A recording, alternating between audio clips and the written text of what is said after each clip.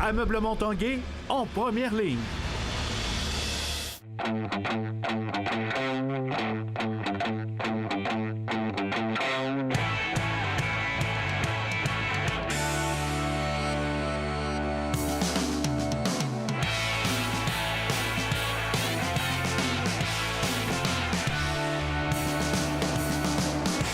À tous, bon lundi, bon début de semaine. Bienvenue à l'Esprit sportif. Dans l'émission aujourd'hui, une rencontre avec le champion de la Coupe Stanley, Alex Chiasson. Également, on revient sur l'accident malheureux qui a touché l'homme d'affaires et cycliste Louis Garneau.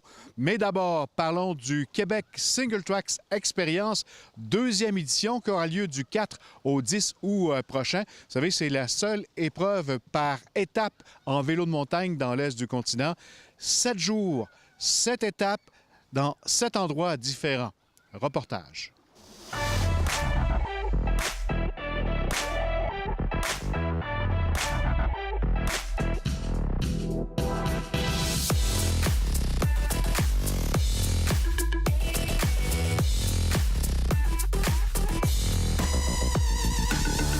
François Caletta, bienvenue à l'Esprit sportif. Merci.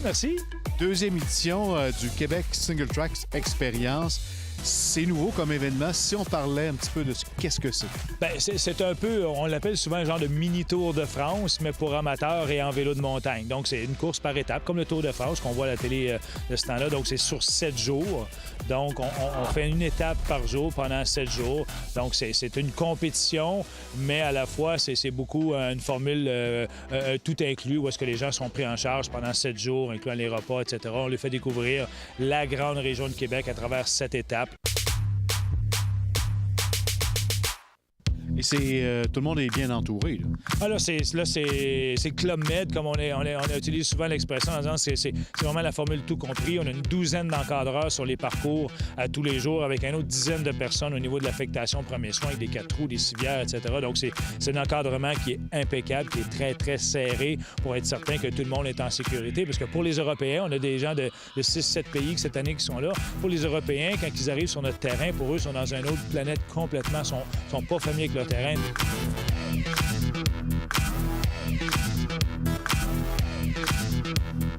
Il y a des événements semblables qui existent un peu partout sur la planète. Il y en a peut-être une quinzaine, une vingtaine. Mais dans l'est du continent, on n'avait rien. Donc, ça fait des années qu'il y a un besoin dans l'est du continent. Et puis, le Québec Single Track Experience comble bien ce besoin-là. Le BC Bike Race dans l'ouest canadien, qui est très, très, très connu, vend 600 places en général en 24-48 heures à chaque année. Donc, c'est très, très couru. C'est du tourisme haut de gamme, si on peut dire, dans le sens que, tu sais, c'est tout encadré. Tu as les repas, tu as tout le transport du camp de base au centre-ville de Québec, à Mérisy, où est-ce qu'on fait le feu de camp le soir, le camping, etc. On les amène tous les matins en autobus de luxe à l'étape. Ils arrivent sur place, leur vélo est déjà prêt, ils récupèrent leur vélo, font leur étape, ils nous reconfient leur vélo. Tu sais, c'est vraiment un encadrement sans tâche du début jusqu'à la fin, ils sont pris en charge. On revient avec une deuxième.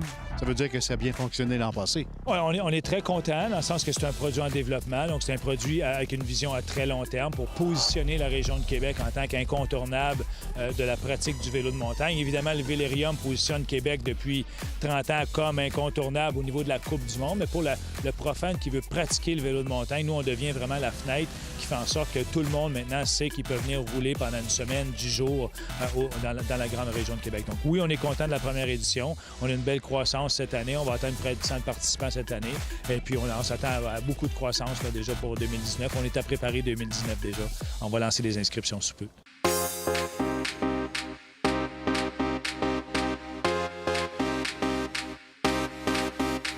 Ça s'adresse à qui? Est-ce qu'il faut être très bon en vélo de montagne? Non, on n'est pas il faut...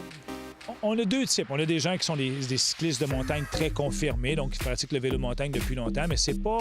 on n'embarque pas dans les deux losanges noirs là, qui sont très, très, très difficiles, les pistes de descente plus ou d'enduro. On reste dans les pistes de cross-country qu'on appelle. Et puis en même temps, on a aussi des gens qui sont des très bons athlètes, mais qui sont un peu des débutants en vélo de montagne, mais des gens très en forme. Ce qu'on lui dit, c'est que les premières journées, ça va être difficile un petit peu, mais au fur et à mesure avec la semaine, quand tu vas terminer ta semaine, tu vas être vraiment là, tu vas devenir un cycliste de montagne confirmé. Donc, on a tous les genres, mais c'est vraiment très accessible.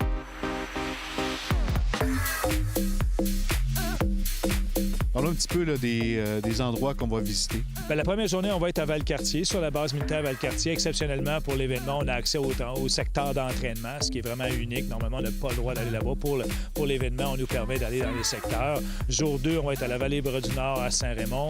Jour 3, on est au Mont-Saint-Anne, le mythique Mont-Saint-Anne. En préparation pour la Coupe du Monde, on va même rouler un bout, en général, du parcours de la Coupe du Monde. Jour 4, on est au Lac-de-Lage. Ensuite, en soirée, on a une soirée festive à la Chute Montmorency, etc. Jour 5, on s'en vient ici à Lac-Beauport, sur le site d'entourage sur le lac et de Siberia Spa, où est-ce que les gens de Lac-Beauport, les crinqués de Lac-Beauport que j'appelle, ils ont négocié 70 droits de passage pour un parcours qui existe une journée par année. Ils font un travail absolument incroyable, tout le groupe de Lac-Beauport. Jour 6, on s'en va au Shanahan avec la mythique Nelson. Et le jour 7, on complète au Sentier du Moulin. Donc, on fait vraiment toute la région.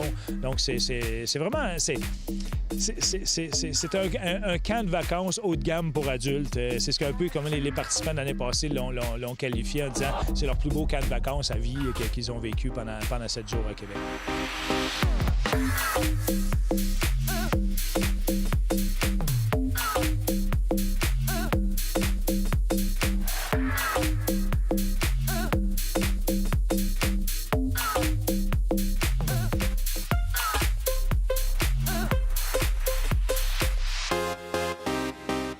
Après la pause, Louis Garneau sauvé par son casque.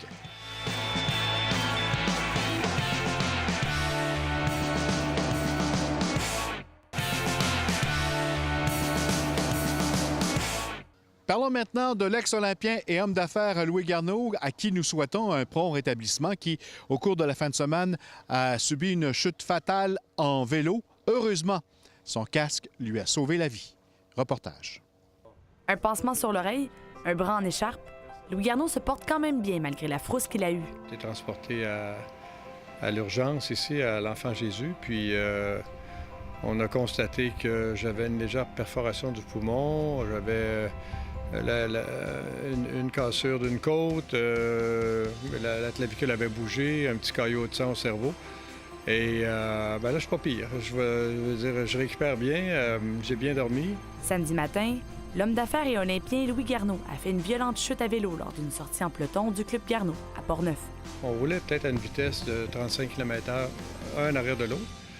Et il y en avait un qui avait de la misère à suivre. Je me suis tourné pour regarder, puis j'ai accroché la roue de l'autre coureur en avant. Alors là, je me rappelle plus qu'est-ce qui s'est passé. J'ai perdu connaissance. Un accident bête qui aurait pu lui coûter la vie. Hier, ce que je peux dire, ceux qui portent pas de casque, là, moi, si j'avais pas porté de casque hier, je serais décédé. Et vous voyez quand même ici sur ma tête la marque du casque, mon oreille, l'impact a été assez violent. Bien que le port du casque ne soit pas obligatoire au Québec, Louis Garneau tenait à rappeler que dans son cas et dans bien d'autres, le casque peut sauver des vies. Un casque, c'est une coquille qui est en mousse. On a différentes qualités, évidemment, là-dedans. Puis ça permet, dans le fond, lors d'un impact, ça va absorber une grosse partie de l'impact au lieu, dans le fond, que ce soit notre tête en tant que telle. Donc, c'est essentiel. Malheureusement, c'est pas encore obligatoire pour tous les types de vélos, mais c'est une question de temps, honnêtement. Là. Ça sauve tellement de vies. On le voit avec, justement, Louis Garneau hier. Là, je pense qu'il est là aujourd'hui un peu grâce à ça. Louis Garneau pense déjà à remonter en selle. Il se prépare pour son prochain défi. J'ai hâte de me préparer pour le Grand Fondo le 12 août. Aussitôt que je vais être en forme, puis vous allez me voir sûrement au Grand Fondo. Peut-être pas pour toute la course, peut-être juste pour le départ. Jennifer Bobsawin, TVA Nouvelle, à Québec.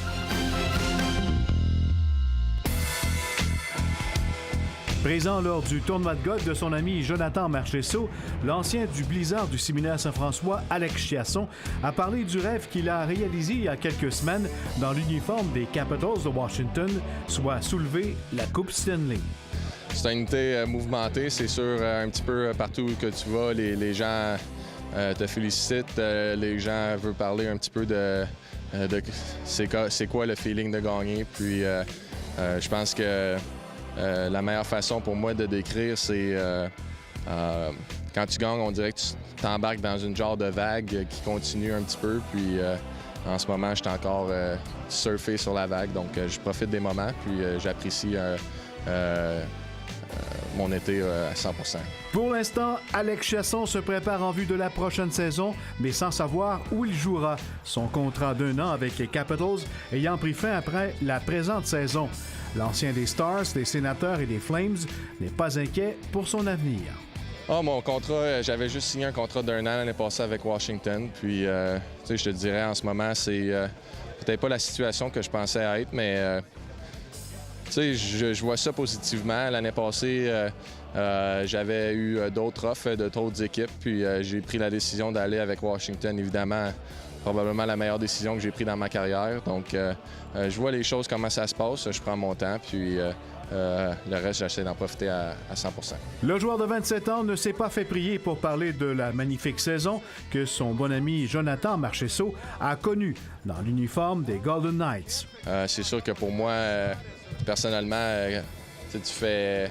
Les gens parlent beaucoup de la coupe et tout ça, puis oui, ça, pour moi, c'est important, mais d'un autre côté, ici, si on parle de John, c'est un gars avec qui j'ai grandi, j'ai une amitié formidable avec lui, puis voir ce cheminement depuis les remparts, par où il est passé, puis pas avoir été protégé l'année passée par la Floride, de se rendre à Vegas, c'est capable d'aller chercher un contrat qu'il mérite à 100 %, puis je suis super content pour lui.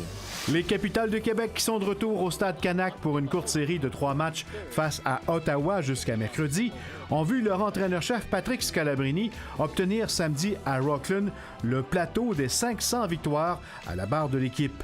Scalabrini devenait ainsi le deuxième gérant de l'histoire de la Ligue Can-Am à atteindre cette marque. Il aura mis 833 parties réparties sur 9 saisons pour engranger 500 victoires en saison régulière. En terminant, parlons de notre concours Pro-Am Gagné-Bergeron, l'événement qui aura lieu le 9 août prochain au Centre Vidéotron. Grâce à l'Esprit sportif, vous aurez la chance de gagner vos billets en vous rendant sur le site Facebook L'Esprit sportif et TVA Québec. On fera tirer 2 fois 4 billets. Répondez aux 2 questions faciles sur le site. Participez en grand nombre jusqu'à vendredi. Vous pourriez assister à l'événement Pro-Am Gagné-Bergeron dans la loge de TVA Québec. Bonne chance tout le monde. Voilà, c'était l'Esprit sportif. Bye bye. À demain.